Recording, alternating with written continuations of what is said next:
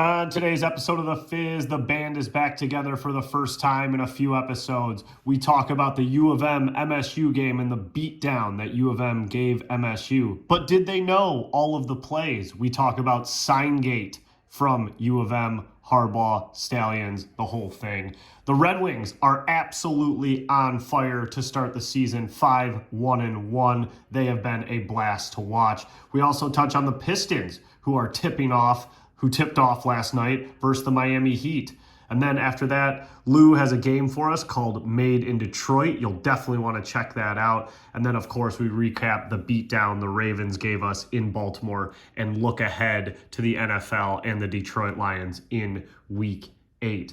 It's an action-packed show, and we can't wait for you guys to listen to it. But before we get into all of that, I need to talk about our main sponsor, which is VOSA. You already know who they are, the ready-to-drink vodka beverage that comes in vodka water and then their lightly carbonated Highline. Huge news out of the VOSA camp this week. Kate Upton, yes, that Kate Upton, has just signed on as a co-owner of the brand. Kate Upton, VOSA, working together now. VOSA was already a brand headed towards the moon, and now they're just going to get there even faster. So excited for VOSA signing her on. That is a match made in heaven. So congrats to our number one sponsor. We love seeing those who support us have success. VOSA, enjoy the finer things. But now, let's get into the fizz.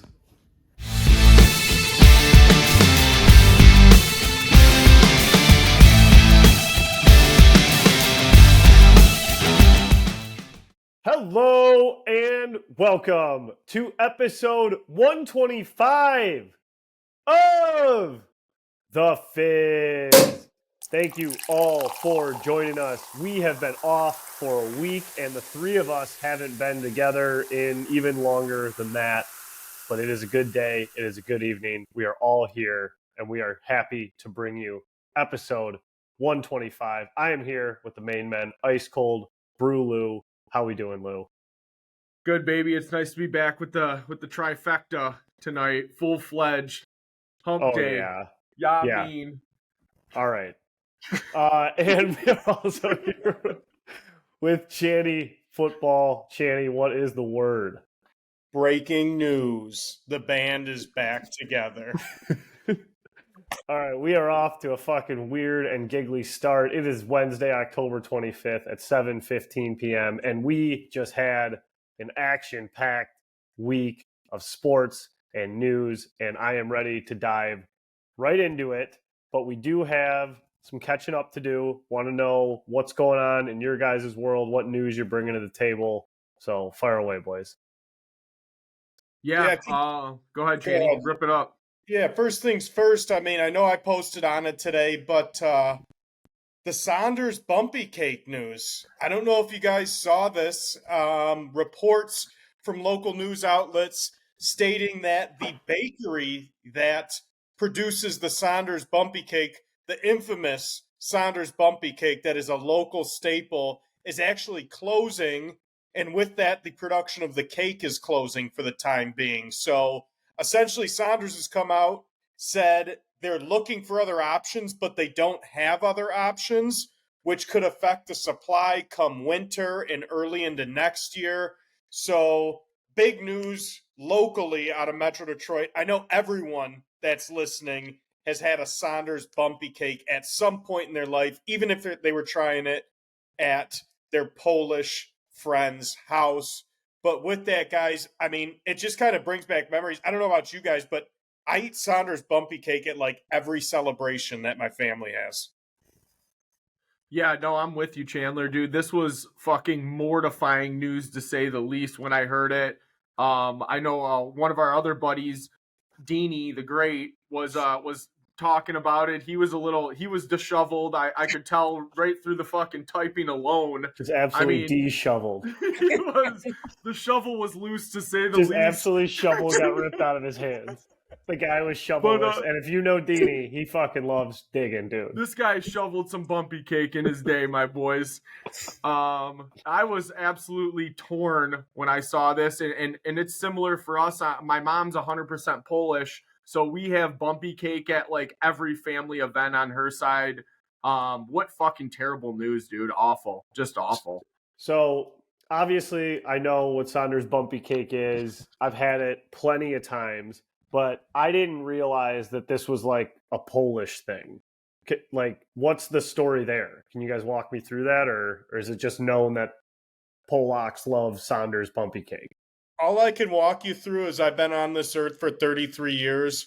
Both sides of my family are Polish, and we have it at every get together. So I don't know why it's that way. It's just, I guess it's just a Polish thing. Okay. Yeah, I don't know either. And it's always weird to me because I guess this is, but some people are, I guess most people are ice cream people over cake people. Whereas like the Polish side of my family is 100% cake people over ice cream paper people in all aspects. Okay, I got it. Yeah, I was just curious. I didn't know. I don't have Polish family, so I was just curious what that deal was. But yeah, this is devastating news. I don't even know how you let this happen. So I guess but this is just temporary, right? It could be temporary. I guess what the article had said was that they need to find someone who has the capability to keep up with the production levels and also with the quality. So like it looks like the bakery that was producing it before was Ari's Bakery in Livonia. So Yeah. I don't know if maybe they dedicated a lot of their business to doing just the bumpy cake, or I don't know why it was only produced out of Ari's, but I mean, it tastes so damn good you can't replicate it. So I'm assuming it's going to be hard to find someone who can do it and then do it at scale. Well, now that it's hit the mainstream news, you got to believe someone's going to step up to the plate and, get them a bakery so we can get these bumpy cakes out the door. I feel like 100%. this is horrible timing for it too. We're about to hit holiday season. Yes. You see the bumpy cakes kind of on all these holiday tables. And I feel like it's in the category of like Better Made, Fago, Verner's, Saunders. Like those are like Detroit brands. So like that's why it hits even a little bit harder, is like you've seen some of these brands kind of take a step back or a step down and like, no, let's boost them up. Let's make them bigger. Let's make them better. Let's support them more. And this is a time that we can try to support another local company to keep the best damn cake on our shelves. Amen. Hey, we support local here. Big Michigan podcast. If you guys got a bakery, if anyone listening out there's got a bakery for these cakes, you want to step up. Yeah. You want to do something with your life. Get these Hey, cakes. I do want to shout out, speaking of local companies, VOSA, Frank. I saw on your IG story or your post today, sounds like they had some big news coming in. That dropped today? Maybe last night? Today, yeah, long time coming. So if you didn't see it, didn't hear it, I made a post about it today. But the VOSA has now Kate Upton. They brought on the Kate Upton as one of their co-owners. And I know they were working on this, massaging it, trying to get it where they wanted it for a long time. But now she is on board, full-blown co-owner. If you go to the website, they got a whole photo shoot with her there with VOSA. So pretty exciting stuff. Michigan-made company. She's obviously from Michigan. Big step for a smaller company looking to grow. Obviously, we'll have a lot more name recognition. This was their biggest pop of media that they've ever had. So very excited for them. I mean, they're the number one supporter of Champaign Athletics, of this podcast. They've obviously been our sponsor since we went, kind of off on our own and took our bigger step. And, I'm just really happy for the guys over there. So shout out VOSA. Thanks for being a sponsor of this podcast and Champaign Athletics, and congrats on getting Kate Upton as a co-owner. Well, yeah, that's awesome. Yeah, hopefully we got another Cat Daddy video in the making for VOSA. Yeah, or we just got to get her on the pod. Yeah, that's step 2. Yeah, we can do step 2. Got it. So boys, went through a week, kind of played back and forth with you guys. Had one of you one day, one of you the other. Just kind of grinding her out with busy schedules and stuff. So what's new? Any breaking news in either of your worlds since we were all together? Nothing too crazy. Besides, I absolutely cooked my back at our hockey game yesterday.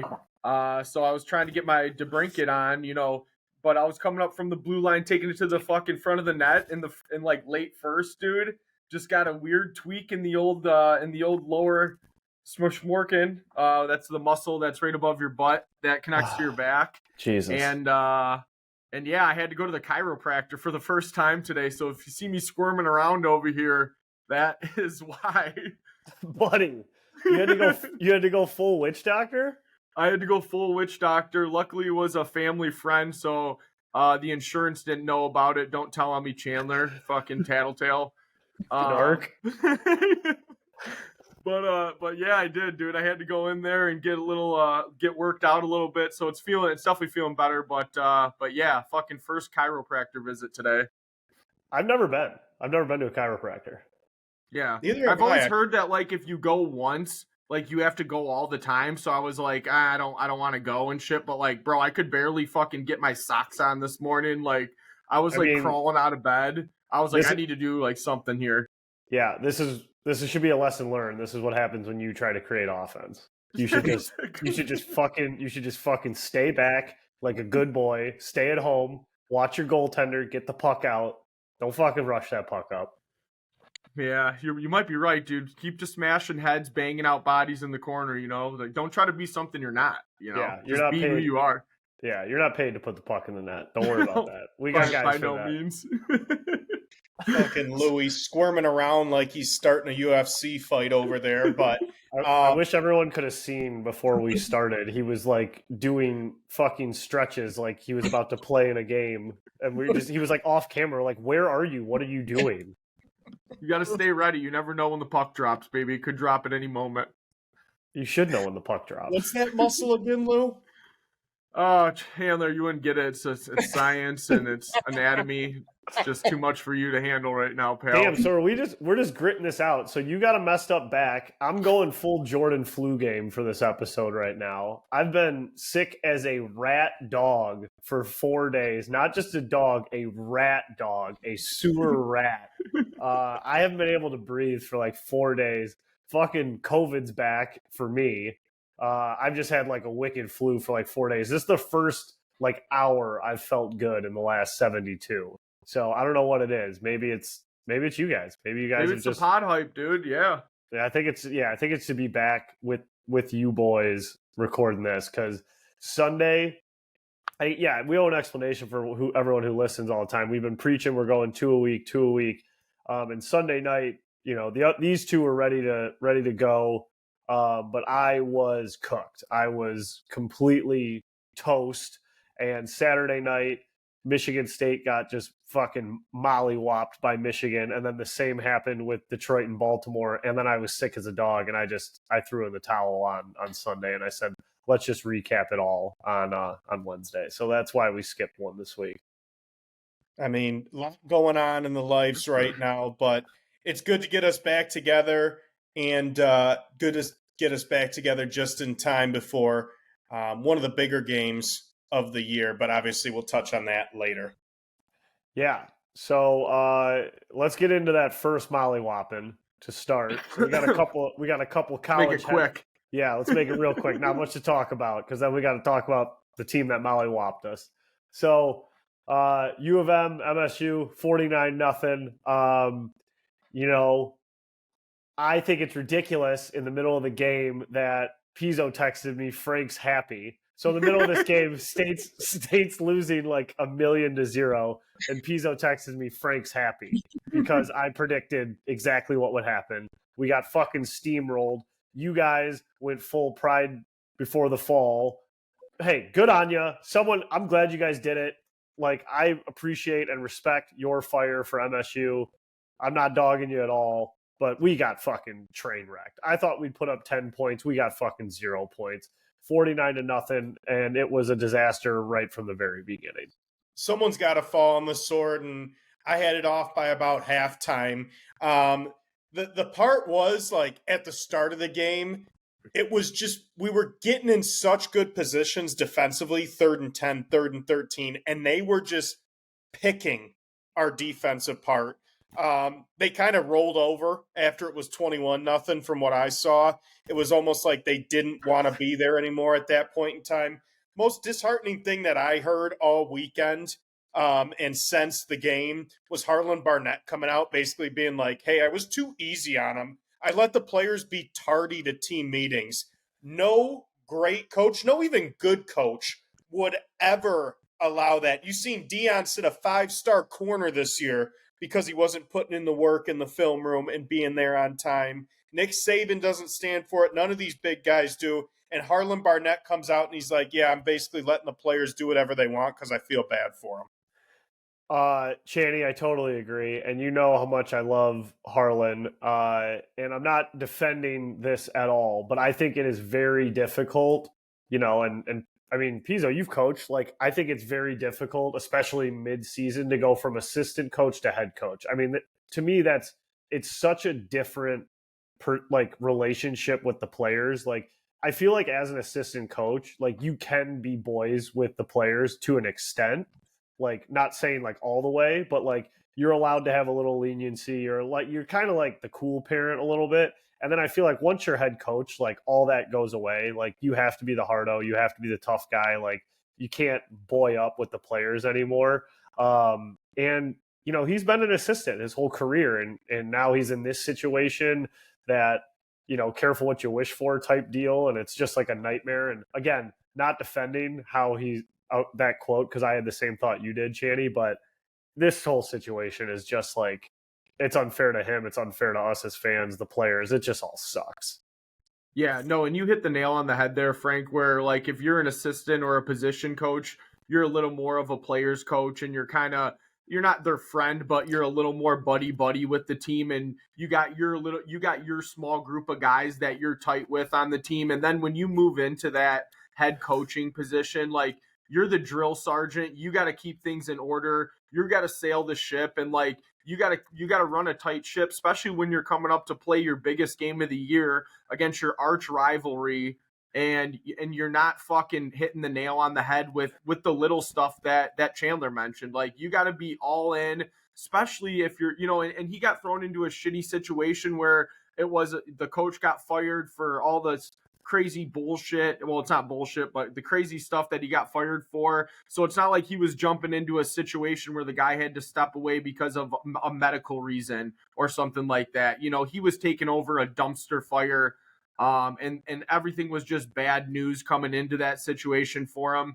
But at the end of the day, you're the head coach. You got to fill in. You got to run the ship tight and put your best foot forward to beat your arch rival in the state.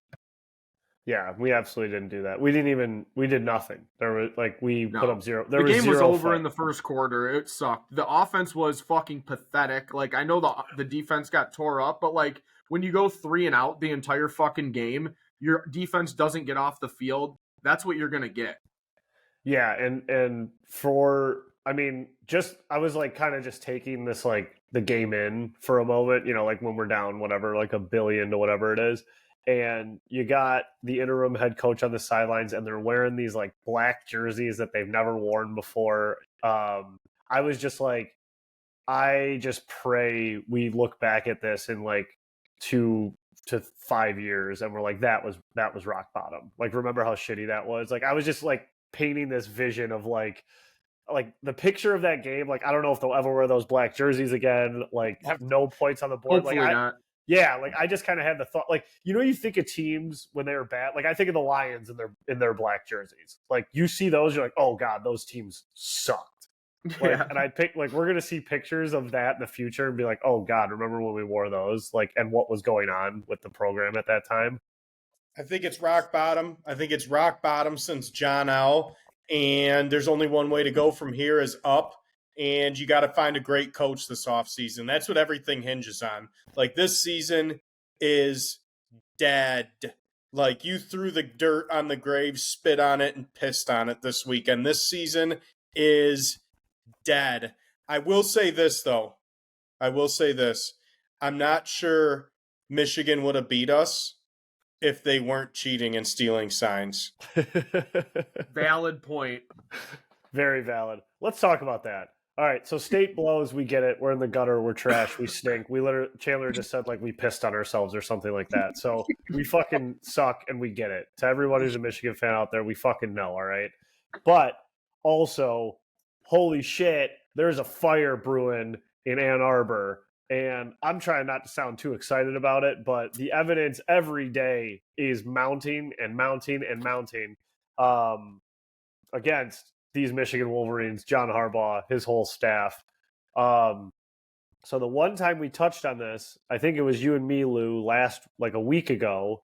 And I remember I poo-pooed it. Like, I just thought it was nothing. I really did think it was nothing. I was like, okay, so what? They got some intern with a phone at a game and he might have filmed it, but like, who cares? Like, one, who cares? Number two, like, this stuff doesn't affect Michigan. This stuff never comes down on Michigan, right? And that was my initial thought. And then you start seeing more reports, more credible reporters, more credible like news headlines with this, and it just keeps growing and growing and growing. And it's like, oh shit, Michigan might not be able to like hide from this one.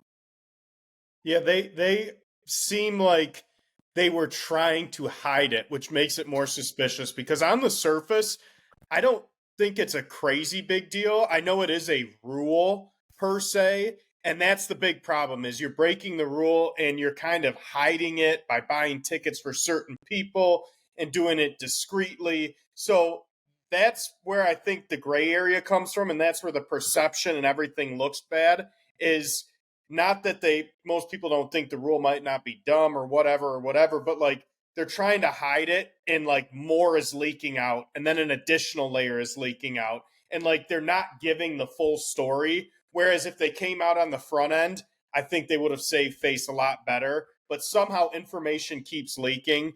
And it's just interesting.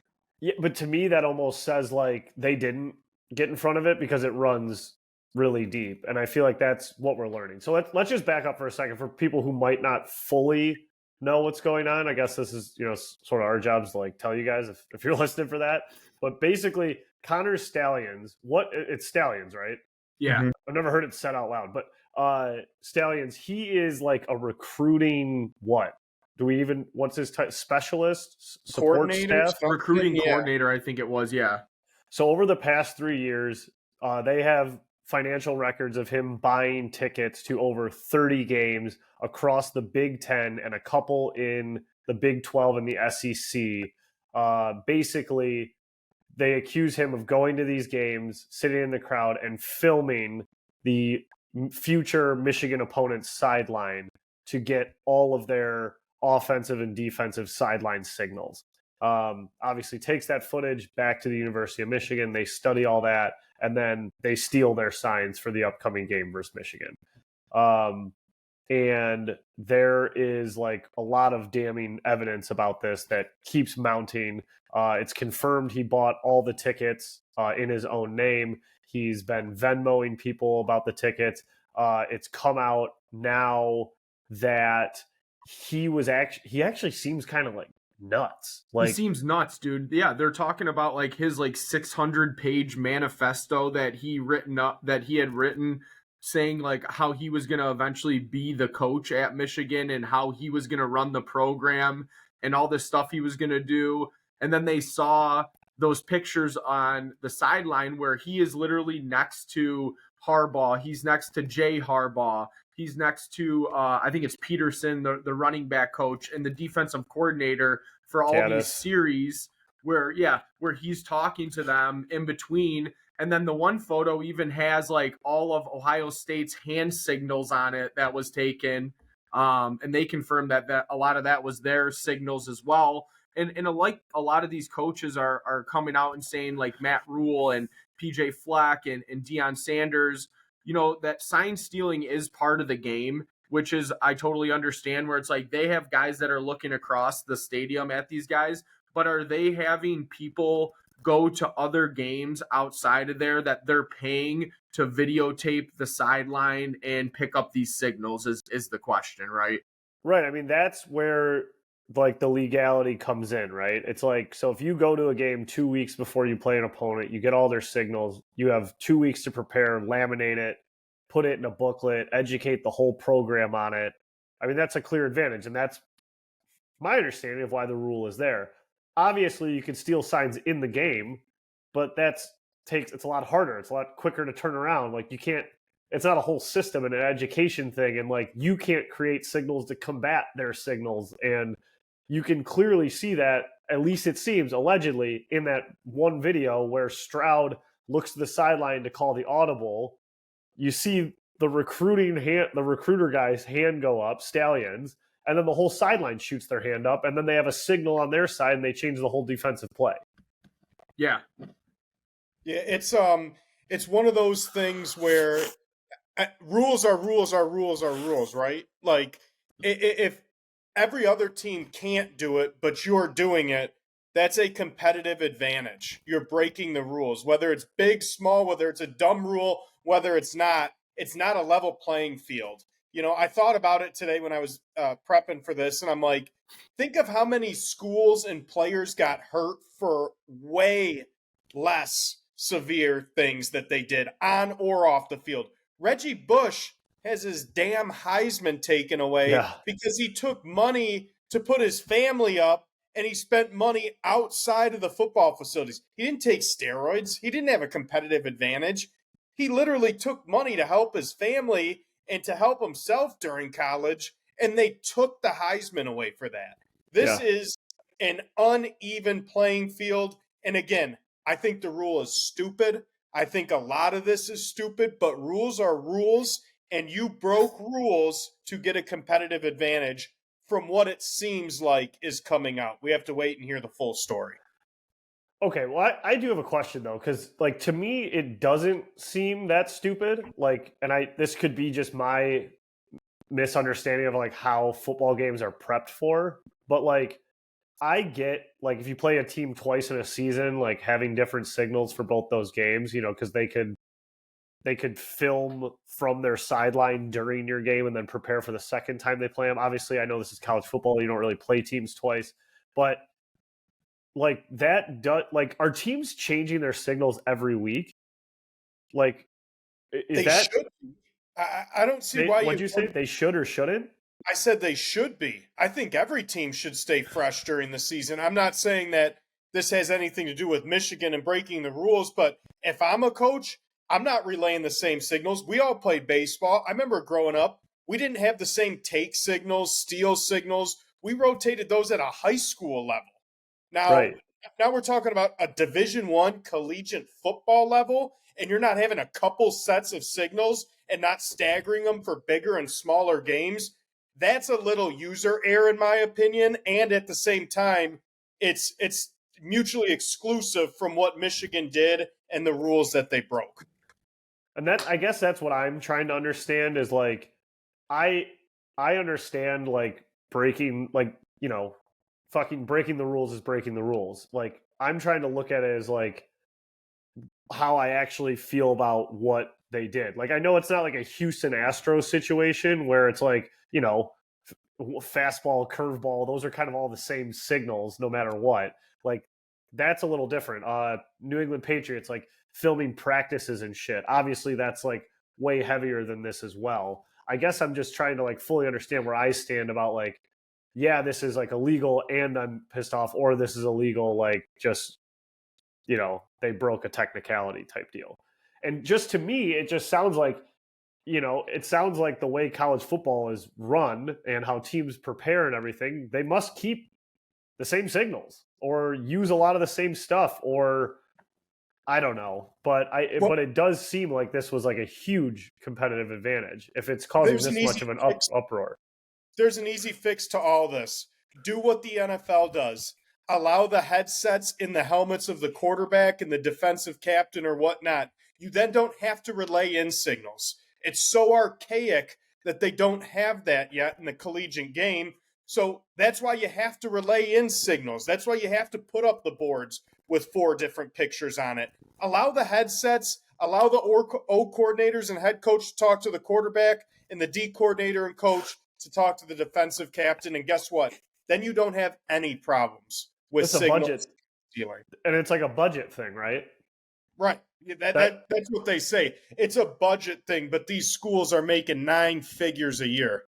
Yeah, and I mean, and forget about that. Just the NCAA in general, like, just cover the radio sets for the schools. You know, I don't know. I don't have a solution because I don't know as much as I probably should, but that's what I've been trying to like navigate is just like, okay, they did something illegal without a doubt, like by the rule book. From what it seems, it looks like they did something illegal. I'm trying to figure out the extent of like how bad this was. But it does seem like, I mean, if every team was able to do this, you know, they had a full-fledged like system going. I mean, we're seeing the laminations and like the budgets for it and the scheduling. I mean, they knew this was illegal, and it wasn't like they sent a guy in with his iPhone to prepare for one big game. I mean, Right. this was part of the program. Right. Yep. And then they were playing dumb, like the coaching staff saying that they had no idea this guy was out there doing this all on his own. They weren't part of this ring. And now it's coming out that they had a full set schedule for him for games later this year, a budget put aside for it. You know, this whole plan of making sure he was there videotaping on the sidelines, feeding this information back to the coaching staff. Yeah. Oh, it's bad. But it's bad. We will see what happens with it, because we've heard and we've seen the hand caught in the cookie jar with them before, and it's been nothing more than a slap on the wrist. What does suck for Michigan, no matter how you feel about the situation, and you know, I know us three are Sparties and we've been getting dragged for the last 3 years, so it's not like we are, I'm not gonna lie, it's not like we're completely distraught over this whatsoever. But if you're a Michigan fan, like, this bell is never gonna be like unrung. Even if it all went away tomorrow and some NCAA judge like waved a wand and there was some like they did nothing wrong or we're changing the rule or whatever it is, like, this is already like, I feel like the damage is almost already done because everyone's going to put an asterisk by whatever they do this year. I agree. Tough Well, stuff. We will see how that shakes out. But it does, like, every day a new article comes out. Like, and I thought today was the weirdest one where this Stallions guy seems to have a crazy obsession with the University of Michigan and had a 15-year plan called the Michigan Manifesto, over 600 pages long, about how he was going to build the program. That's fucking crazy to me. It's like serial killer shit. Yeah. Yeah. And like, it's, you know, he bought the tickets to Penn State, Ohio State for both sides of the stadium. I have seen some very funny spin zones though from like Michigan fans who are actually handling it, I feel like, well. They're just like, he bought 2 tickets to every game because he's a veteran and he was buying them to veterans. And then people are like, well, then why didn't he go to Penn State, Ohio State? And he's like, well, he left the seats empty to honor those who have fallen for this country, a true patriot.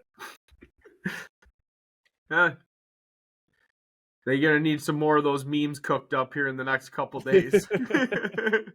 Yeah, Twitter's been fun. Something else that has been fun. Are you guys good on Michigan? Yeah, I'm all set. All right, let's move into something that's been actually more fun. No cheating fun, no dirty fun. Our Detroit Red Wings off to the hottest start that they've had in a very long time. 5-1-1, second place in the Atlantic. Dylan Larkin, Alex DeBrincat leading the NHL in points and goals. This has been fucking awesome to watch this start of the season. Thought you were going to say something there, Lou. So I said last week, the Red Wings, after they started like 2-1, that they were going to have a little bit of not a tough stretch, but like a stretch that would test them. And I really wanted to see how they would do. And in that 4 games, they had the Penguins, the Senators, and the Flames, and then the Kraken. 3 of those games were at home, but handled the Penguins at home with ease, really took care of them, 6-3. Veteran team that's had our goose for a long time. We proved we can beat them. Biggest game of the week since we last spoke was that Ottawa Senators game. They fed us our fucking lunch last year for 2 games. They literally forced us into selling at the deadline. Ottawa fucking hates us because we got Alex DeBrincat. We hate Ottawa because they fed us the lunch last year. We go in there. DeBrincat showered with booze the entire game. What do? We fucking pound them in their own barn, 5-2. They run away with their tail in between their legs. Then the next day, we got to fly back to Detroit, play a 5 o'clock game versus the Flames. Not a terrible team. We fucking beat the shit out of them. DeBrincat scores 3 more goals for his first hat trick as a Red Wing, 6-2 there. And then last night we lose in overtime to the Kraken in an absolutely chaotically entertaining game that we should have won. But man, to go 3 out of 4 in those games with an overtime loss, taking points in the last 6 of our games, the Detroit Red Wings are fucking hot. Absolutely, dude. And we've scored, besides the Columbus game that we shut them out, we've scored 5 or more goals in every single game this year. We are piping at will. DeBrincat scores again at the end of the third last night to tie the game up and take it to overtime. I mean, this is the most fun I've had watching the Red Wings in a really long time. And let's not forget about the play that really changed the whole game last night against the Kraken. One of the worst missed calls ever, where he fucking throws his stick across the ice, not like barely lets it go. He launched that thing about 10 to 7 yards across the ice to stop a one-timer. Dude, and it was like it clearly hindered a goal scoring opportunity. That reminded me of being a kid playing street hockey. Like 100%. You get all pissed off or whatever, you throw the stick like it was legal because like that was the house rules or whatever. Like I don't know if I've ever seen that in the NHL. I've seen it like angrily on an empty net shot where they just give the goal, but I've never seen it like in a live game like that. And then for it to be completely missed, I was fucking dumbfounded. Yeah. And I did see that the official went up to Lalonde after the second and like apologized for what it's worth. But it's like Buddy was standing in the corner watching the play in front of the net, and like it's impossible for him not to see a stick being thrown that far on a wide open backdoor one-timer, mind you. Well, what made it worse is Kraken picked it up, went the other way, and scored. It was a full 2-goal swing, which put us down 3-1 to end the second period. I liked DeBrincat getting in the ref's ear. It was good to see him kind of, take a leadership role there. Kraken go up 3-1. And the reason I really wanted this game to win is because every game we've won, we've blown them out, truly. Like, we've had a lead from the beginning and it never really got close and we won the game. Mm-hmm. I loved seeing us being down 3-1 in the third, burying 3 goals to take the lead 4-3. Really wanted to close that game out. I got to be honest, Larkin's played awesome and he scored a huge goal last night to tie it up. He had a pretty poor end of the game there. He would admit that he got that really shitty penalty at the end of regulation. And then in overtime, he just looked completely gassed. I thought he needed to give us a little more juice at the end there. And I don't know who it was before Larkin, but we basically finished the third period off on a 4-minute fucking penalty kill. We got a 2-minute right before Larkin got his, and then the last 2 minutes of the game, Larkin went to the box, and it was like, all right, they're just fucking peppering us at will. Eventually, I guess something's got to give, Yeah, and that just sucked. They tied it with like 1:30 left, and then in overtime they won with 5 minutes left, which was just like fucking Raymond hits the inside of the post. It doesn't go in. He's been a little bit snake bitten to start the year.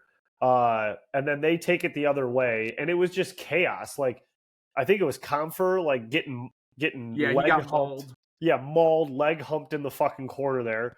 Mo's a little slow to get back, and then he doesn't commit to taking the pass or the shot. He kind of just like hesitates on it, and then Raymond was just so gassed getting out of the corner that he didn't cover his man, and that sucked because the Wings I don't know if they deserve to win that game, but they should have won that game when it was all said and done, in my opinion. Yeah. nonetheless, they showed a lot of fucking dog in that game after giving up 3 goals in the second period and making the comeback in the third, like you said. So it's a fun team to watch, and we're only going to go up from here. And, kind of looking ahead a little bit, it looks like we got Winnipeg tomorrow, who's a 500 team. And then we got a fucking absolute juggernaut Saturday taking on Boston in the Garden, who's undefeated so far this year. And then it looks like we buzz over to New York and take on the Islanders Monday. And then I will be attending my first Red Wings game next Thursday at home against the Panthers. Excited for that one. Oh, that's awesome. Yeah, that'll be great. Dude, Saturday at Boston, that's going to be a real test. We're going to find out real quick if we're an actual team. Pretenders or not, right? Yeah, a couple of last notes on the Wings. Just some exciting stuff here. Like I said, Wings are second in the Atlantic with 11 points. DeBrincat has 9 goals, leads the league. Larkin's got 14 points. He leads the league. The Wings have 34 goals for, 20 against. Pretty solid. I think Huso is a solidified number 1 goaltender. I think he's been playing pretty great. Justin Hall, he got dogged by Toronto media, got absolutely dragged. Everyone hated that we signed him. Boring player. He's +8. His fucking plus minus is like top 3 in the NHL right now. So boring players, we like them here.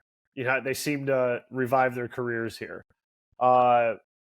Derek Lalonde, head coach, they asked him what he thought of the late start time, and he kind of threw a little fit about it. We started at 8:23 last night because of the frozen frenzy or whatever. Most games start at 7 o'clock, latest 7:30.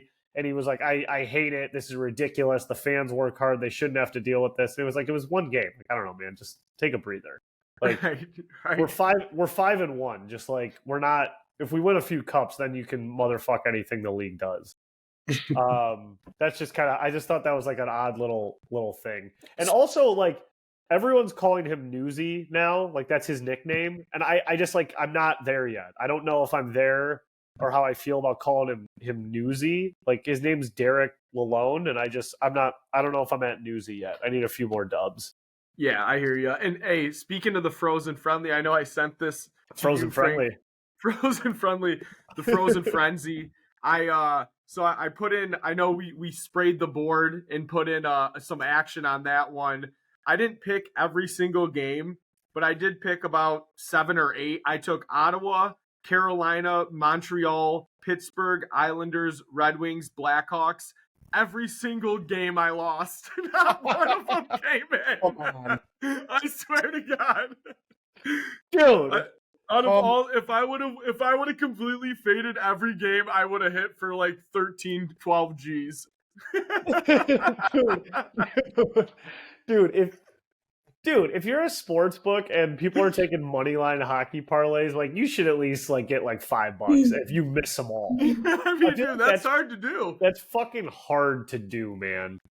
I took every single game. I took I money line parlayed every single game, profit boosted it. It was $5 to win $260,000. And I never wanted anything more in my life, and it was over by the second game.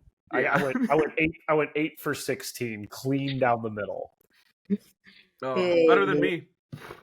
Pizzo, you should have got that Keno payout. You hit 0 of them, you get a little bit back. Yeah, I would have taken anything. Yeah, exactly. A free FanDuel blanket or some shit. All right, man. Stop begging. All right. Stop begging.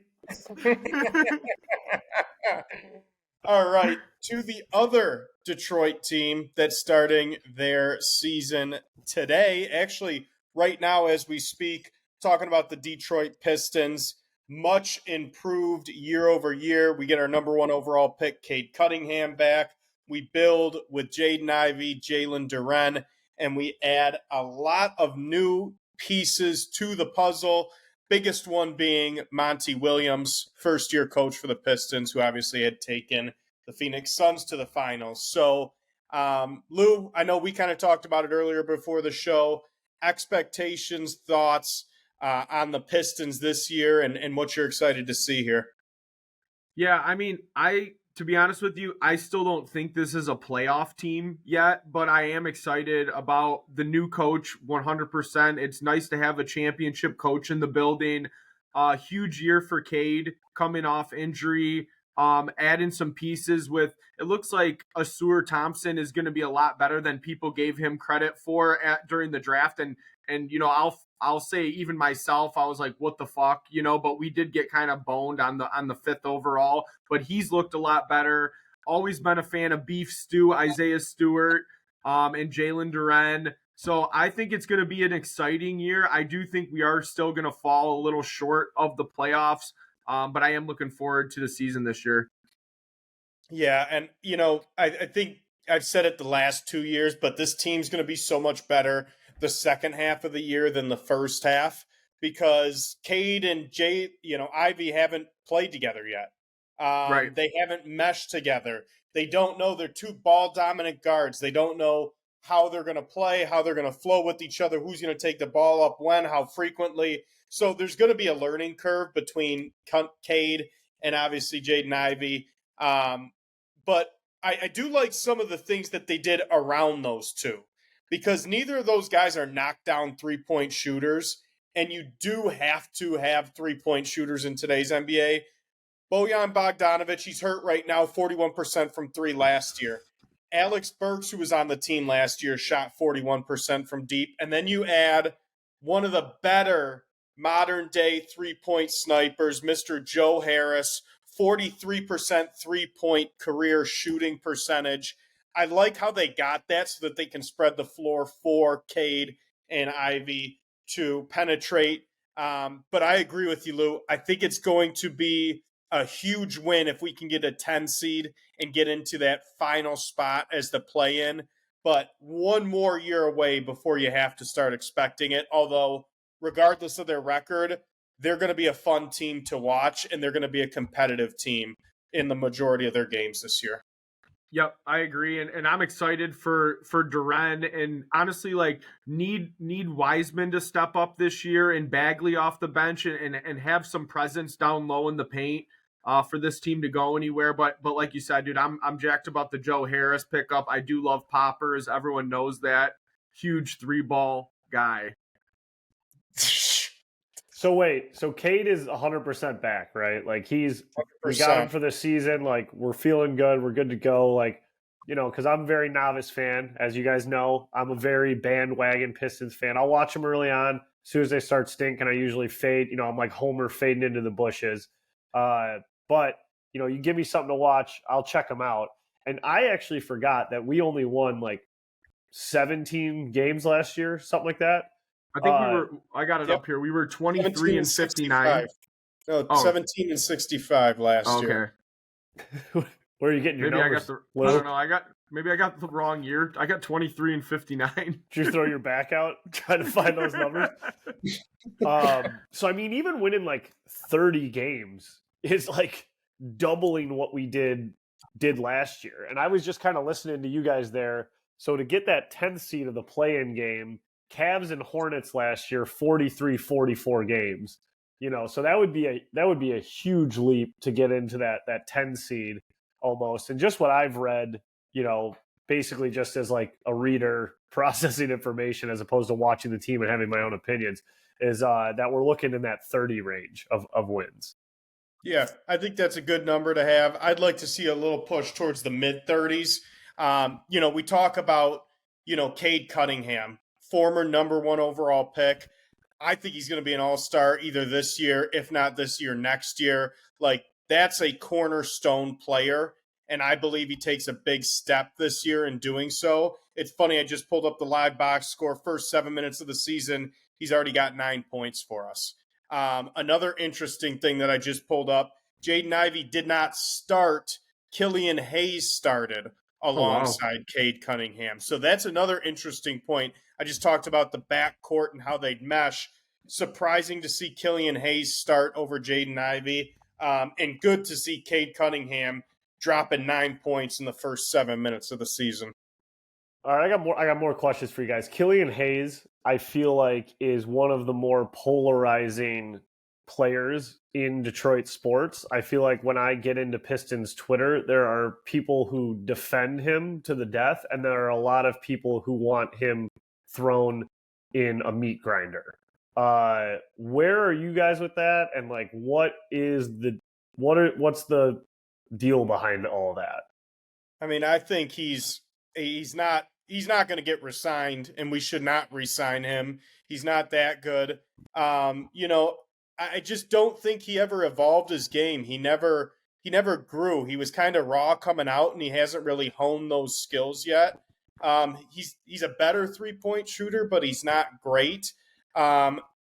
It's funny. I kind of compare him to like a Jamison Williams, a high pick that had talent, but like, what are you doing to grow on that talent? Like, how are you getting better day over day, week over week, month over month? I don't see it with him.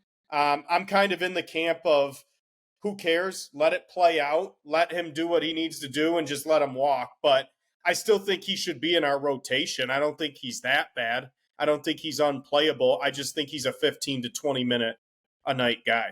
Is he a Weaver guy? Yes. That was Weaver's first pick. It was Killian Hayes, Sadiq Bey, and Isaiah Stewart, I believe, was his first draft. Gotcha. So yeah, that's my I'm take. with you, Chandler. I'm not big on him at all. Like, I would rather have Ivory get in the reps and keep him, have Hayes coming off the bench every once in a while. I'd even rather had Cade Cunningham running the point than him. I say get rid of him. I'm just looking at the Pistons box score, and I forgot Jimmy Butler's got this like emo hair. Yeah. That's so wild. It's like hilarious, dude. Well, talk about getting thrown in the meat grinder. Opening night at Miami, defending Eastern Conference champions. Like, you're going to learn a lot about yourself real quickly here tonight. Yeah. To further expand on the meat grinder, the one thing I can comment on is the City Edition jerseys. Is that what they're called? Yeah. Mm-hmm. That was the craziest, shittiest collection of garbage I've ever seen Nike come out with in my life. I looked at all the jerseys. Pretty much all of them are garbage. Like, I truly can't believe that they produced those jerseys and are going to like proudly represent them. I thought from top to bottom, if you guys haven't seen them, just Google 2023 City Connect jerseys. They're the worst things I've ever seen of all the teams. No, I thought they were terrible, Frank. I know we were talking about it in the chat. Like, the Los Angeles Lakers ones were horrible. Cleveland's were terrible. Denver Nuggets ones were laughable. And I honestly, the Indianapolis or the Pacers ones were fucking brutal. There was maybe 5 or 6 that were good, and other than that, they were shit.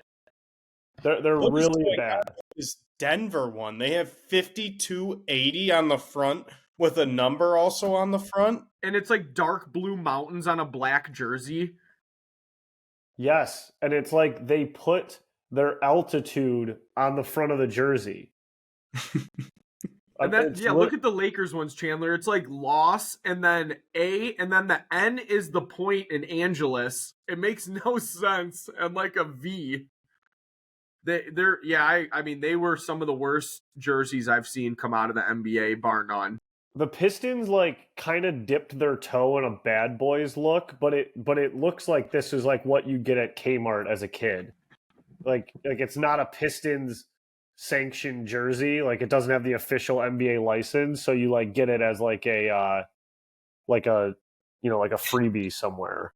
The first 10,000 fans get that jersey. Atlanta's is just ATL in Times New Roman. That's all it is. I'm still trying to figure out Memphis Grizzlies ones too. It's just like 3 lines horizontal, 3 lines vertical, it's like and hieroglyphics. Yeah, like what the fuck is that? It's like a QR code. Dude, and then look at Indies. Like, if you have these pulled up, Indiana Pacers, seriously, those jerseys look like if like Double Dare or Guts. Yes, like a 90s fucking game show. Yes, like the Blue Barracudas would wear 100%. Those for a basketball challenge. Yeah, these are awful. Dude, Milwaukee's are the colors of the the Timberwolves. How about Like- the Wizards? Yeah, what were they trying to do with that? Orange and gray? What is going on? Dude, these are the worst. They tried to fuck with you. They tried the furthest colors from their actual team colors to put on these jerseys. We could do a Fizz special, and I could talk about every one of these jerseys for like 10 minutes each, just dusting them up.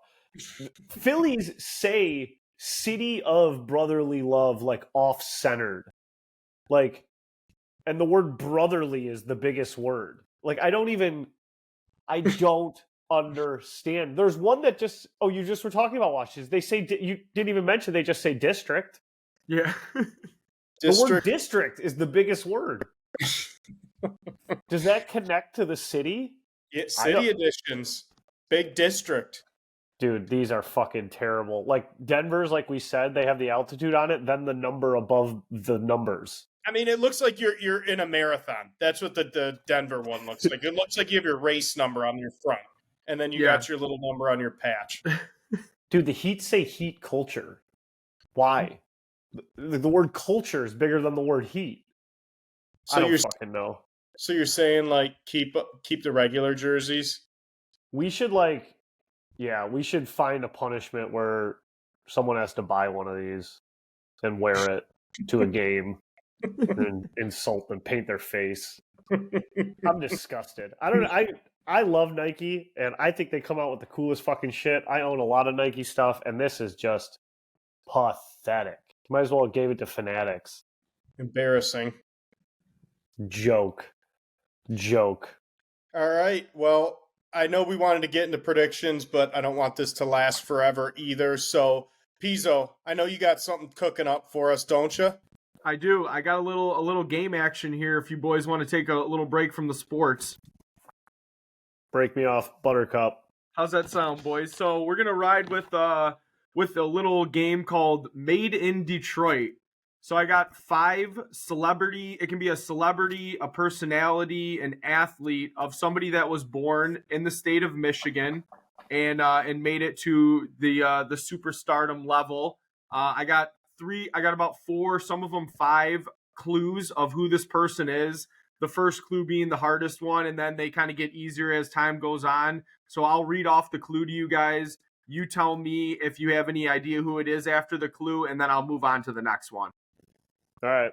And we're just barking these out, right? Yeah, just let it fly. This is casual. Yeah. Okay. All right. Keep it cash. All right, so we'll go with the first one here. I was born in Birmingham, Michigan, and moved to Scottsdale, Arizona when I was 4. In November of 2000, I thought this was just funny. In November of 2000, I was attacked by my assistant Skippy while I was sleeping. He used a stun gun on me and broke into my home. I ended up getting into the bathroom with the shotgun to chase him out. Oh, okay. This sounds familiar. Any ideas yet? No, keep going. Wait. Okay. Wait. It's is it Kristen Bell? Nope. Okay. All right. I acted in my first movie in 1987. It was Police Academy 4. My first big film was Coneheads in 93, and I was a star on SNL in the 90s. Oh my God. I know who, I got one more clue, but I'll let you guys take a second to guess. Is it Belushi? Nope. Aykroyd? Nope. What the That's fuck? what I thought it was. I thought it was Dan Aykroyd. No, it's not them. Okay. One All right, more. last one. I rocked a mullet in one of the best films I ever made. David Spade. David Spade, bingo. Fucking Skippy? A. Did he attack David Spade? That's Skippy right. attacks David Spade with the stun gun. Holy shit. I like how you're like reading it like this person wrote into the Fizz. They did. They sent me these. 2000. Yeah. David Spade. He's got like a new show called it looks like one of those shitty like network TV game shows, but I'm kind of intrigued by it. Have you guys seen it? It's called Snake Oil. No. No. You were intrigued by the name. That's it. Yeah, I like the name. Yeah, you're right. Oh, man. All right, that was good. I had Good like one? 12 guesses, but we almost, yeah. Good. How All right, about me and Frank each get one guess, and we've got to beat it. We have to time it. Or at least, like if I guess once, I can't guess again until you guess, Chandler. Correct. All right, deal. All right, next one. I was born in June of 1980 in Detroit, Michigan, and I went to Central High School. Originally, I attended Michigan State to play football for Saban and basketball for Izzo as a dual athlete, but Saban wouldn't let me do both sports, so I transferred to Eastern to play basketball. Then I transferred to a junior college in California before I ended up playing basketball at Kent State. Antonio Gates. That's Antonio Gates. You got it, Chandler. Nice. So nice. The other clues were, after being told I was a tweener in the NBA, I arranged a workout in front of NFL scouts. As many as 19 teams wanted me, and I was signed to an NFL team, undrafted free agent in California. Last clue was my son is currently a student athlete at Michigan State, who is Antonio Gates. I don't think I knew any of that. Yeah, I had no idea that he never played a down of college football. Yeah, that's what I mean. Like, I had no clue. Yeah, so I thought that was pretty cool. That's crazy. Alrighty, next one. So Chandler got that one. I was born in Bay City, Michigan in August of 1958. Later moved to Rochester Hills, where my dad was an employee for Chrysler. Madonna. Got it. That's it. No way. Fucking money. Yeah. So the next clue was, I received a dance scholarship from U of M, later dropped out and moved to New York with only $35 in my pocket. Later hooked up with Dan Gilroy and started our first band called The Breakfast Club, where she sang, played drums, and played guitar. And then the last two definitely gave it away, was 38 top 10 hits in the 80s, 90s, and 2000s, known as the Queen of Pop. Damn, I didn't know she was banging the drums. Oh, she was banging Dan and the drums. All right. Show All right, some here respect. we go. Next one. I was born in June of 1970 in Livonia, Michigan, attended Franklin High School. My dad got me into hockey when I was 7 years old due to me causing problems and fights at school. Darian Archer. Wrong, Chandler. I ended up making my AAA midget major team when I was 14, when the rest of the team was 16 or 17 years old. We later ended up winning the USA Hockey National title, where I posted 50 goals and 50 assists that season. I know who it is. I think I know who it is. You want another clue? I don't want to give up my guess, yeah. Okay. All right. At 16, I joined the Prince Albert Raiders of Saskatchewan and had a hat trick my very first game. Is it Darren McCarty? Nope. Mike Madonna. Mike Madonna is correct. Fuck. Yeah, and fucking, I'm an idiot. McCarty's from Windsor. McCarty's from Windsor. I'm a moron. Yeah, the last two were my favorite athletes growing up were Ted Lindsay and Gordie Howe. I was drafted in the first round and inducted in the Hall of Fame in 2014. Nice. Fucking Madonna was such a legend. I think this one's pretty good. This is the last one. All right, I was born in July of 1968 in Flint, Michigan, where I took flute lessons for 8 years. just was born in 68, took flute lessons for 8 years. Yep, yes sir. Right from the rip. Okay, that's right off the rooper. I went to Western Michigan on an art scholarship, where I later walked on to the football team. Nothing? I was drafted by the LA Rams in the 11th round in 1991. Oh. Go ahead. Keep going. I retired from the NFL in 97 and pursued a career in acting. Terry Crews is correct. Fuck. I was going to say the Tool Man. Oh, Timmy? Yeah, I was like, damn, I didn't know he balled out. Yeah, and then the last clue was I ended up having key roles in movies such as White Chicks, Friday After Next, and The Longest Yard. Who is Terry Crews? I heard Terry Crews was like one audition away from quitting acting. I mean, I feel like you hear those stories a lot, but I read something that he was like ready to give up the dream and went to one more audition, and it was It was what was he? Was it Scary Movie where he was like? What was his like? It was like a silly fucking movie. He like broke. Was it like White Chicks or something like that? Where he like broke out in a role. White that Chicks was was like his first yeah. White Chicks was hilarious. You've seen that, right? Yes, and I think that was the first time like we saw him type deal. Yeah.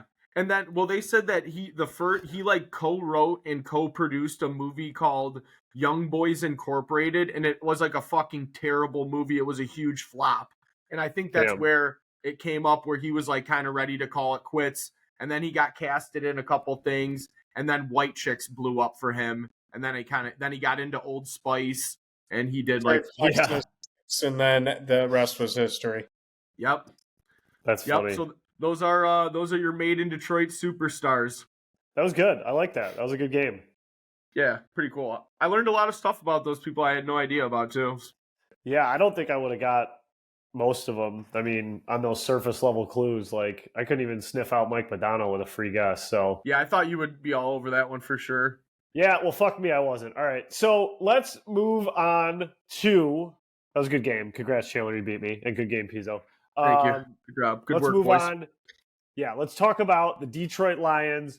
Briefly touch on the disaster that was Week 7. Let's look ahead to Week 8, and then we can close with some over/under and call it episode 125. So our Detroit Lions boys obviously made me sick as hell to the point where I couldn't even record. They've put me on my ass for the last 3 days. Chandler, kudos to you. You were the only one in our group to call it. You predicted us losing this game. You said it was going to be a tough matchup. It was more than that. They mopped the floor with us. This game felt like the Carolina Panthers game from last year. It was a fucking nightmare to watch that game. Yeah, they didn't look good at all. This is the NFL, though. And what we need to do is what Aaron Rodgers always used to say. Relax. We're all good. This happens in the NFL. This happens to a team that, let's just be honest, they haven't proven anything yet. They haven't made the playoffs with this nucleus. They haven't made the playoffs in years. This is what's going to happen when you start to ascend. You're going to have some bumps. You're going to have some setbacks, but this team is on the right path. I hear everyone nervous about J-Mo like that wasn't a problem before. I hear everyone nervous about the D-line, the corners, the secondary situation. Relax. It's one game. We've looked really good in 4.5 games outside of this game. Our only other bad half was the second half against Seattle. So everyone's just got to calm down. This is what happens in the NFL.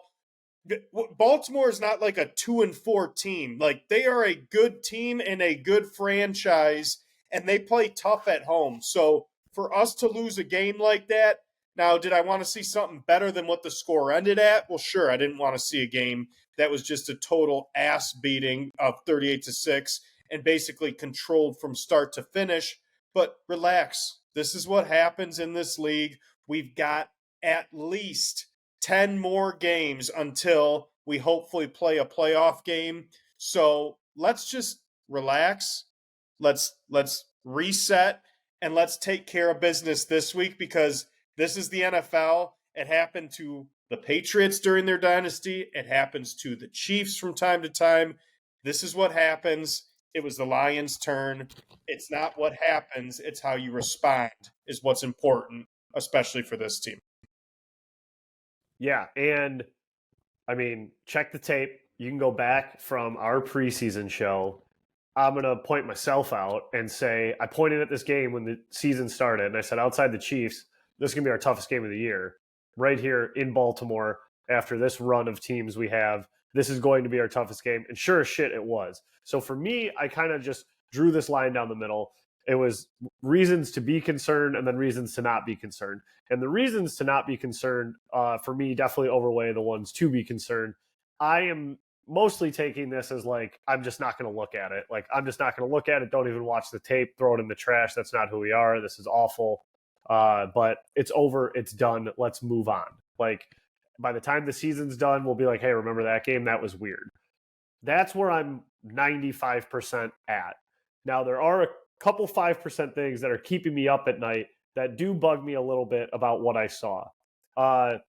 the number one thing that bothers me, that scares me a little bit about this game, is us versus mobile quarterbacks. We seem to get like sliced and diced by them. They seem to have an advantage over us that we have not figured out. Geno Smith, decently mild quarterback, ate us alive in that soft zone, picked us apart, completed every pass. We got 0 pass rush, a lot of hurries, no one getting home. I felt that same frustrating feeling with Lamar, who is a much better athlete than Geno, so he could just take off, run, scamper, find the open man. We play these like soft zones. We're so scared for the quarterback to run that we give up like these soft coverages. And I feel like Aaron Glenn and the defense, and we just haven't figured that out. And you might be saying, Frank, we contained Patrick Mahomes. We beat Patrick Mahomes. And remember, this is the scared side of me talking. They also had 250 drops in that game without Travis Kelce, and Tony literally handed us a pick 6 in that game. So I'm not counting the Chiefs game at all. I count that as an outlier or whatever. So the mobile quarterback thing is a scary thing for me. And then remember playing Hurts last year, game 1, like, oh my God, he ran all over us. And I think that's just like damaged Aaron Glenn, and he's just overcompensated for that. Whatever. Number 2 thing of the scared side of my brain talking is, and this is always a shitty thing to do, is whenever you lose a game, you kind of go back and you look at the schedule of the teams you've played, and you're trying to do this like measuring stick and like equate, is it good, is it bad? And so you look back now and you go, Kansas City Chiefs, good team or bad team? Good team, obviously. We beat them. That's great. Okay, but then you think about all the guys that are missing, all the drops, all the mistakes, all that shit I just said. Number 2, Seattle Seahawks. In my brain, I'll say good team. Good team, we lose that game at home. Falcons, bad team, won the game. Packers, bad team, won the game. Panthers, bad team. Bucks, bad team. Ravens, good team, lose the game. So that's kind of like where my brain goes a little bit, is like you're looking at the matchups and who we've played, and you're kind of looking back and going, shit, have we fucking played anybody? Are we actually a shitty team when we play good teams? So those are the things that scare me a little bit. But like I said, 95% of me is just throwing this one in the trash and saying, hey, everyone has their day. And it was a road game in Baltimore, and we were due. Yeah, no, I hear you. And a couple things that were alarming to me that game is JG throwing the ball 53 times. I know that we were down early and often in the entire game, but that can't happen. Second thing, Montgomery is a huge piece to this team, and we have to be able to run the ball on offense, or we are going to be in big, big trouble. I know JG absolutely shredded it against Tampa, but against good football teams in December and January, that type of shit doesn't fly. You have to be able to pound the football. I don't know if we need to go out and get another back to help out Gibbs. He didn't have a bad day either. He had 11 carries for 68 yards and a touchdown. Mind you, the touchdown was in garbage time, but he is not a between the tackles running back. You have to have that in the NFL. Go out and see what Zach Moss is asking for, because he could be a valuable piece for this team on that side of the football. And the third thing for me is, I know we talked about containing the quarterback, but our linebacking play was fucking horrid. We need help on defense. We need help with the pass rush. Go get Chase Young. Go get Patrick Surtain. We have to make some moves here in the free agency. And otherwise, we're not going to be a Super Bowl team. I can tell you with the roster that we have today, we need more pieces to be a Super Bowl team. I can also tell you this isn't fucking Madden 24 either. Go get Chase Young and Surtain. Like, you just throw them a couple picks and the computer automatically... I'm not saying all 3 of them, but I'm saying go get guys like that. I'm saying this. We're all right. We've got a shitty schedule, whether we like it or not. And let's go to what Frank is looking at, because this is how we look at it as Lions fans. What's worst case scenario? So I'm like thinking, like, what is worst case scenario right now? Worst case scenario right now is we have a chance to still win the division because we get Minnesota the last 2 out of 3 weeks of the season. Green Bay's not competing. Chicago's not competing. we're going to be in this division race throughout the whole year, and we have a stranglehold on it at this point in time. Like, we're all good. We had one bad game. I do agree we should probably get better. And I think to kind of go to your point, Lou, too many fans are saying, like, hey, let it play out. Like, we're good at drafting. Like, we've got a lot of young players that we have to re-sign. Fuck that. The NFL has a small window to find success. Goff is coming up on a contract here. Like, when you get your opportunity in the NFL, you go and you strike on that. You just saw the Eagles trade for Kevin Byard because they've been weak at the secondary. You saw last year the Niners traded for McCaffrey. Good teams go out and they make the bold moves because they understand, generally speaking, the window is very small in the NFL to compete for a Super Bowl. 100%. And even more to your point, Chandler, we have a weak schedule. We have a stranglehold on the division. Why wouldn't we go out and try to fucking make our team that much better when we have those things to play to our advantage? I'd trade a first and a second round pick for Max Crosby today if they took that. Yeah, I mean, boys, I totally agree with the window like type deal. Like if Holmes believes that this is the team and this is what we got to do, I believe he'll make the move. If he thinks we have another year, but I don't really think he thinks like that either. I think right now he's still trying to figure out like who can be what for this team down the road. And I still think there's a lot to be answered here. And I truly believe that the bye week cannot come soon enough. And good news for us is we have the Raiders at home in prime time Monday night. We're going to be wearing our fancy new helmets, whether you like them or not. That's going to fire everybody up. And we're coming off an embarrassing loss versus a bad team who has to fly a long way from home to come into the fucking den. And then after that, the boys get a nice long break before flying in to San Diego. This team, I just feel like, needs the bye week so bad. I think we're going to benefit a ton from that. I agree it's not panic button time.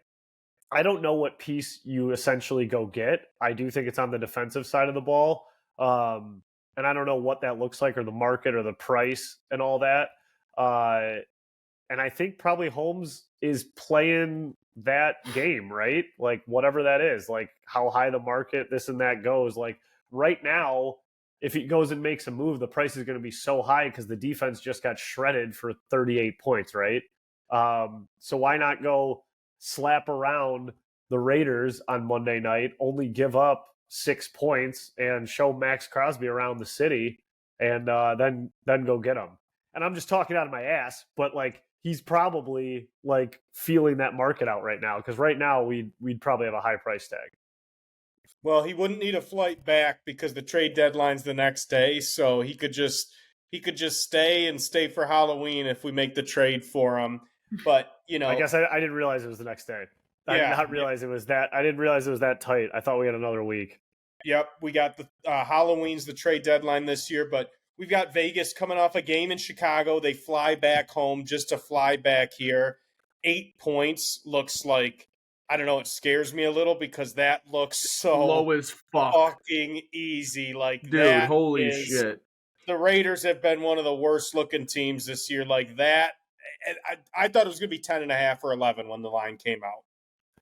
Yeah, I think that's. I was like, sweet mother of God, thank you, boys. I'm gonna throw this out here. We have $400 in free betting credits from PointsBet. Yes, the answer is yes, Frank. Okay, yeah, I was thinking that too. The answer is absolutely yes, my boy. Okay, I didn't think you guys would oppose. We didn't discuss this before. I kind of wanted to spring it on you. I was debating either we do the 8 or if Monty's back, we go Monty and money line. Either one. Hammer the 8, and we're gonna be down there, right? Oh yeah, we'll be at tailgate. We're gonna be at all the tailgates. We are doing like a 4-hour tour that day, so we're gonna do Greektown. We're gonna do downtown. We're gonna do Eastern. I think we're gonna end at Eastern Market. Because that's when it's going to get spooky, but we're going to be in all costumes. getting everyone fired up because we played a Halloween team on Devil's Night in downtown Detroit, baby. It's going to be fun. You guys are going to want to watch the story that day and then watch the videos that come out following that. The not so early forecast for Monday, October 30th, high of 43. Oh, no Possible rain. That's not, that high's at about 1 or 2 p.m. too. That's not at 5, 6 o'clock at night. Yeah, I mean, what'd you 42 expect? is going to feel like 65 with the blanket I'm going to have on, buddy. I'm going to be sucking the half gallon off the teat. Yeah, I mean, I can't wait. I mean, but this is the game. Last time we were this excited, I will say the Seahawks, who are not as good as, or who are much better than the Raiders. This is kind of like the energy I felt before that Seahawks game. But this one would truly shock me. And then if this one were to go south, then I would, we're having a lot different conversation, next week. And you got 2 weeks to let it marinate, Oh, which will yucky. keep you alive. And then you're going on the road to play a very desperate San Diego team. It just looks so much different. Yeah. Oh, man. All right. Let's do some quick picks. Yep. And then we can do a quick over-under and call it a night. Yeah. Okay. That sounds Jug good. episode today. I'm going to lead us off, boys. I want to take the reins here because I think we've all bet this team this year. I think we've all hated when we've taken this team, and this team's going to do our dirty work for us this year. You know who I'm talking about. The best team to bet on this year. I don't think really it is, but every time I watch them, they cover. The Arizona Cardinals. Arizona Cardinals hosting the Baltimore Ravens, doing the Lions' dirty work, exacting revenge on the Ravens. Cardinals have just hung around every game this year. Josh Dobbs at quarterback. They've just had a stable of running backs that have gone through. And, prop bet alert, Hollywood Brown plays against his old team. Hollywood Brown, anytime touchdown, and give me the Cardies plus 8.5 at home against, what'd you call them, Frank? The Night Pigeons? Midnight. Yeah, Pigeons. I liked that. That was good. There we go. Yeah. Or you can always go Po-Birds as well. That also There we play. go. And check this Either out. way. Maybe this is why. Maybe I cursed us, fellas. I got the fucking all the Poe. Wow. This is Like like our our- Eid? Yeah, Their man. Eid guy, dude. Chill out. What do you do? Light a candle and read it by it? Nevermore. It's Nevermore. Halloween at the Cerise house, so it's fucking spooky everywhere you turn. Lou, hit me with your pick.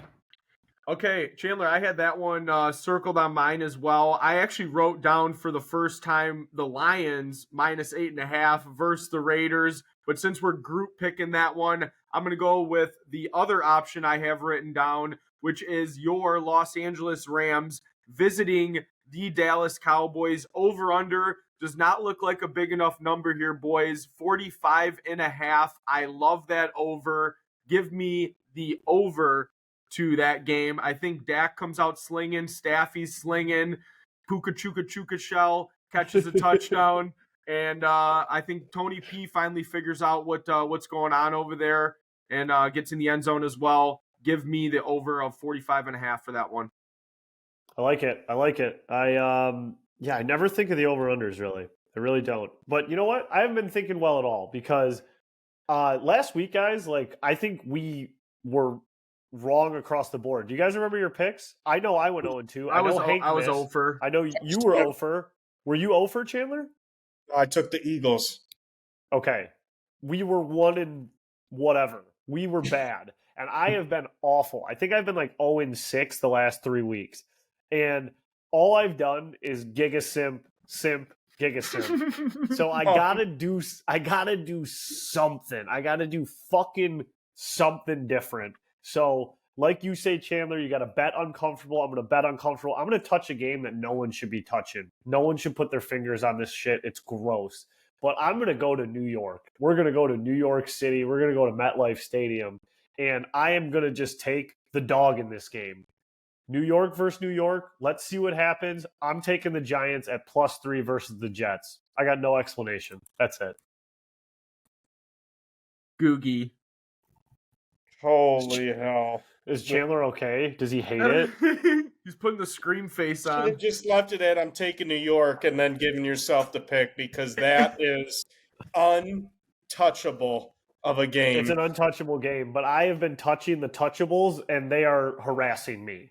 So I need to get myself somewhere else. And don't worry, I got a second pick and we'll get back to home. All right, so I like another game, but I'm going to leave it for one of you guys because I can feel it. We're going to turn it around here. I know one of you guys has this game, so I'm going to give it there. I'm going to take an interdivision home dog. You ever hear that one before? That's Josh Nash. He says it all the time. You take the interdivision home dogs, and this week we don't have to go far for one of those. Green Bay hosting the Vikings. Green Bay getting 1.5. Green Bay has looked terrible. They should be on a 5-game losing streak, but they managed to pull off a miraculous fourth quarter against the Saints. Vikings coming in with 2 straight wins, seem to be playing a little bit better even without Justin Jefferson. Wow, Green Bay's only getting 1.5. Exactly. Hook, line, and sinker. This is a trap.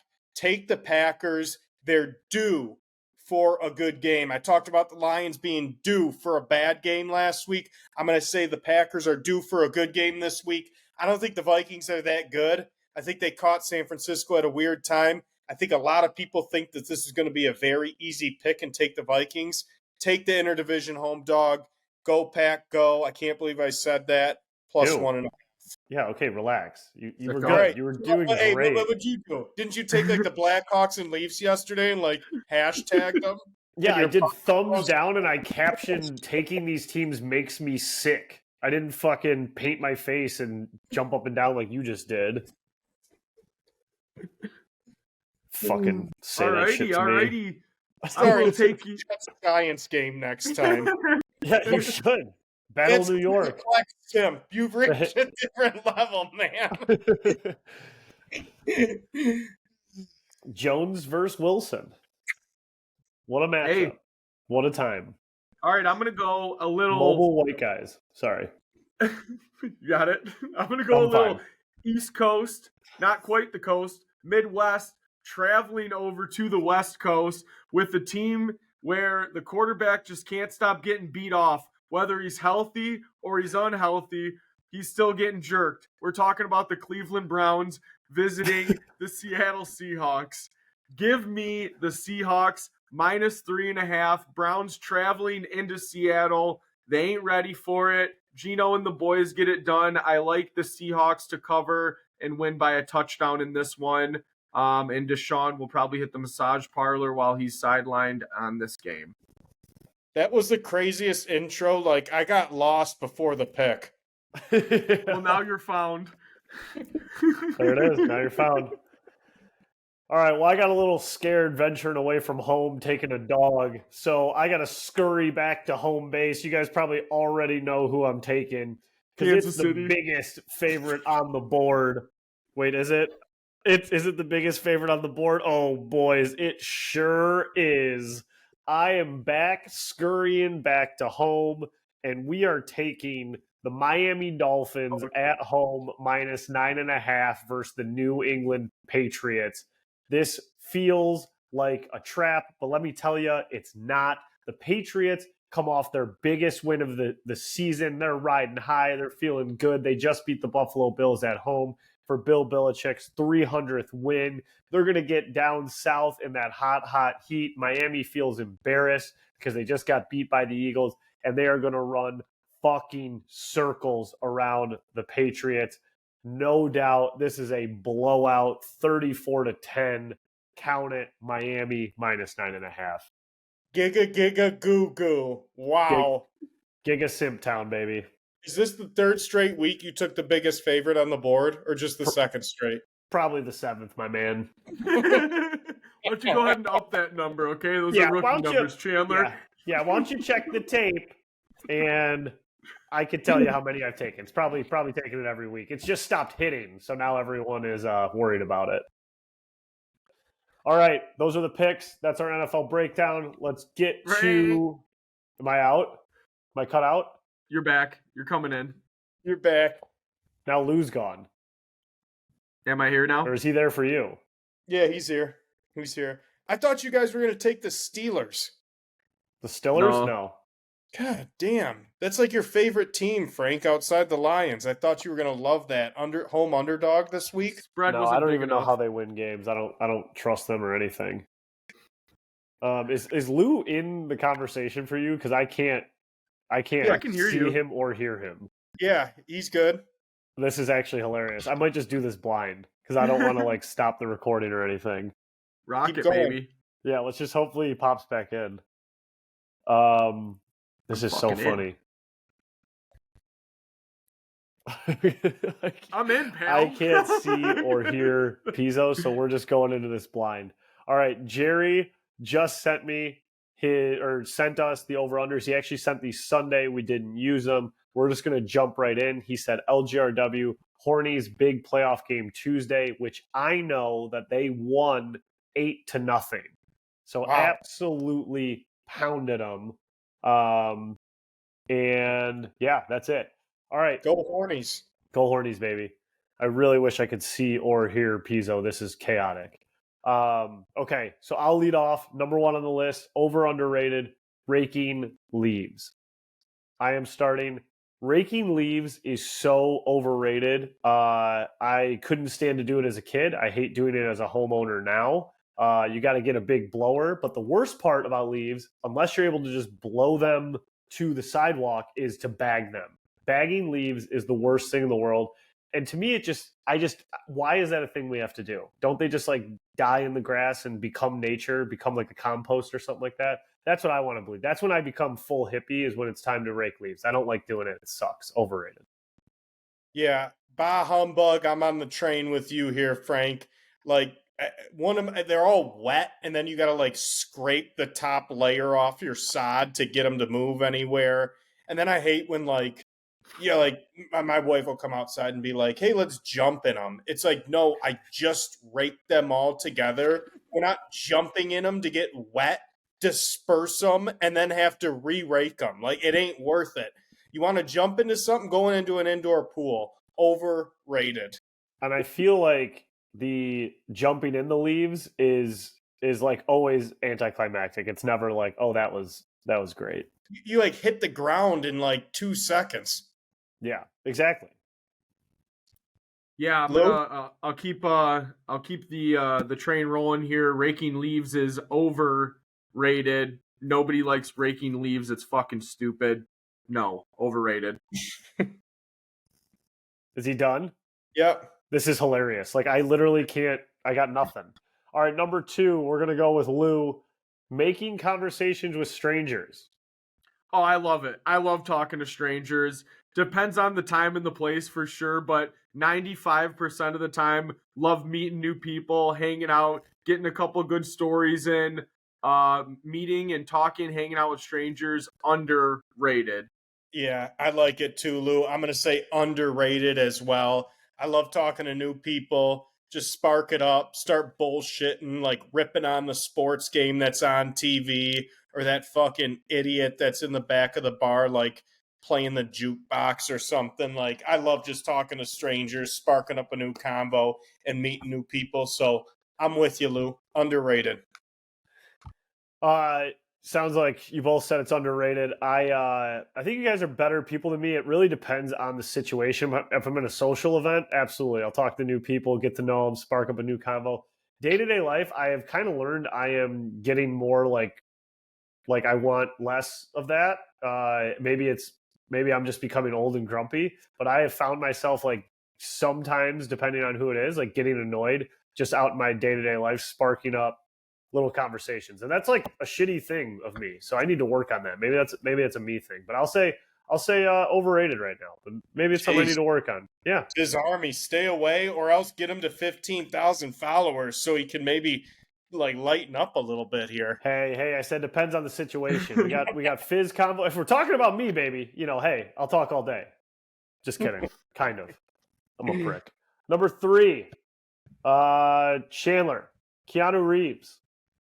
Oh, Keanu Reeves is underrated. One of the most humble celebrities out there. Still very humble, gives back. The Matrix, I mean, that's one of the best series out.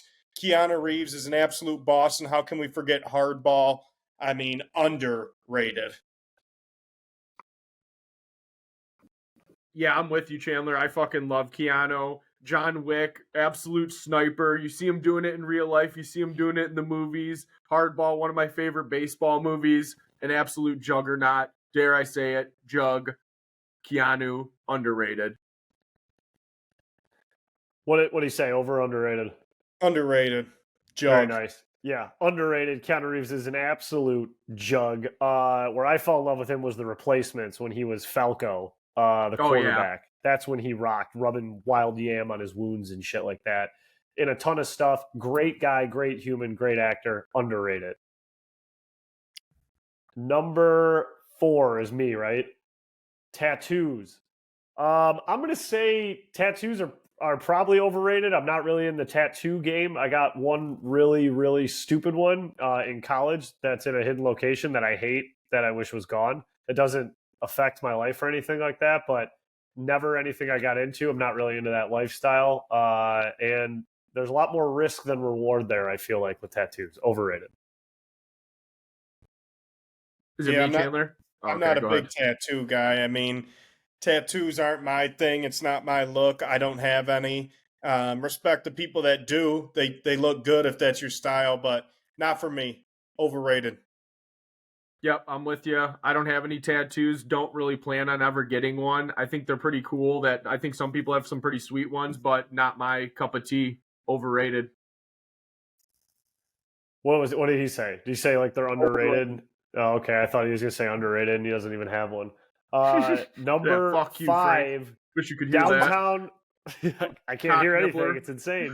It's too hard right now. Good. Yeah, it's nice that he gets real loud when I can't hear him or see him. Number 5 and the final one, downtown Rochester. Ooh, downtown Rochester. I'll start with this one. Underrated. Downtown Rochester. Main Street Billiards. Cruisamere. Cabin Cruisers. Red Naps. Chomp. There's so many good things about downtown Rochester, and how could I forget La Puma's Coney Island? Downtown Rochester, underrated. Me?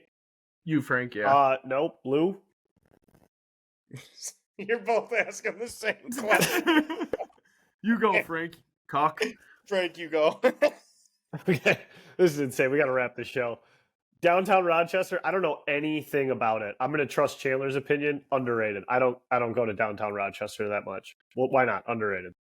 I'm with you, Chandler. Good restaurants, good time. Looks sweet at during Christmas time. Big Christmas light guy here. Yep, Holiday Lighting Authority. Go get it. And I'm going to say underrated. That's a wrap.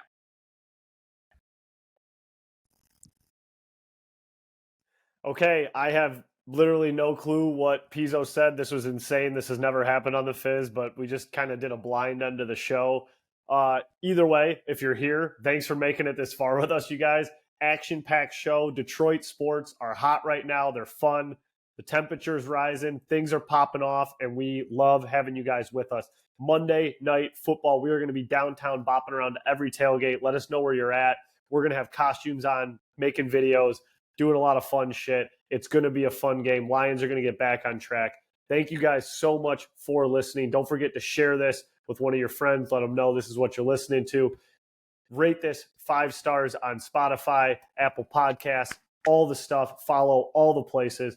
We appreciate you guys. Love the Fizz Army. Keep pounding out there for us, team. And we will see you next week. See you on Devil's Night, Detroit. Peace. See you.